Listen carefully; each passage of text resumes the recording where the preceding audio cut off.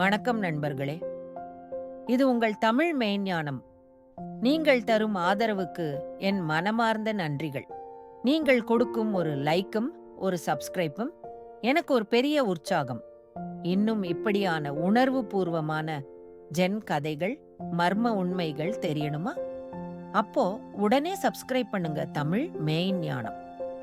ஒரு மலை தவணையில் தனியாக வாழும் ஒரு ஜென் முனிவர் ஒரு நாள் அவரிடம் ஒரு மர்மம் மற்றும் பயம் கொண்டு வந்தார். ஒரு விருந்தினர். அந்த மர்மம் என்ன? அந்த பயம் எதற்காக? இது ஒரு சஸ்பென்ஸான ஜென் கதை.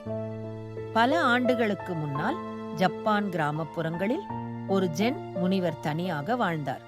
தியானமும் அமைதியும் அவரின் வாழ்க்கை. ஒரு நாள் இரவில் ஒரு இளைஞர் தன்னுடைய மனவலியுடன் அவரிடம் வந்தான்.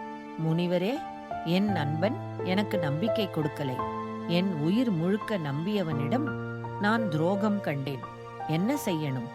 முனிவர் அமைதியாக எழுந்து ஒரு சிறிய பேழையை கொண்டு வந்தார். அதை எடுத்துக்கொண்டு அந்த இளைஞனை பின் தொடரச் சொன்னார்.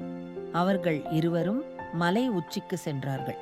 அங்குள்ள ஒரு சிறிய குழியில் அந்த பேழையை புதைத்தார். பிறகு மேலே ஒரு சிறிய கம்பி தூண், அதன் மீது ஒரு தீபம் வைத்தார். இந்த இடம் என் ரகசியங்களை நானே புதைக்கும் இடம். நீயும் இதே மாதிரி உன் வேதனையையும் வலியையும் ஒரு இடத்தில் புதைக்கலாம். அதை நம்பிக்கையுடன் புதைத்துவிடு. நம்பிக்கையை எதிர்பார்க்காத இடத்தில்தான் அது நேர்மையாக மீளும். இளைஞர் புரியாமல் தலையை அசைத்தான். முனிவர் சிறிது சிரித்தார்.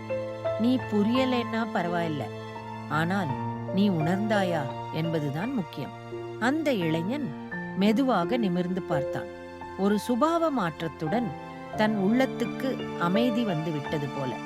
ஒரு மனிதன் தன் வலிகளை வெளியில் சொல்லாமலே தன்னுள் சமாதானமாக வைத்துக் கொள்ளும் போதே உண்மையான ஞானம் பிறக்கும். நம்பிக்கையை விலைக்கு வாங்க முடியாது. ஆனால் உணர்வுகள் ஆழமாய் இருந்தால் நம்பிக்கையை நாம் உருவாக்கலாம்.